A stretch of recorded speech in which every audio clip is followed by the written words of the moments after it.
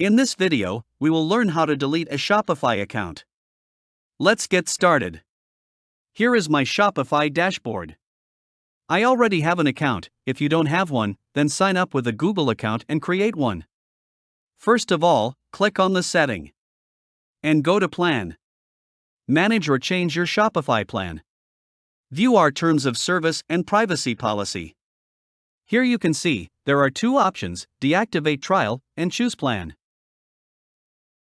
Click on Deactivate Trial. Before you go, review these steps to take before deactivating your store to make sure you don't lose any important data or receive unexpected charges.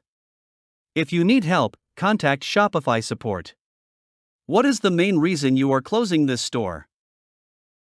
I'm finding Shopify to be too expensive. I don't have enough time to run this Shopify store. I plan to still use Shopify, but work on a different store. I'm permanently closing the business associated with this store. I'm struggling to get my Shopify store set up or launched. I was just testing Shopify out. I'm switching to another platform. I'm not making enough sales. Other reason. I will go for other reason. Here enter your specify when you need to. If you are all done, click on Continue.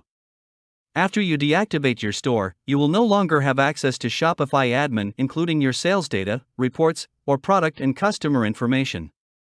If you decide to give this another try, we'll retain this information so you can kickstart your store with ease. Final step: click on Deactivate Store. Your Shopify account has been successfully deleted. This is how to delete a Shopify account. I hope you learned something from this video. If you have any question, don't hesitate to comment down below.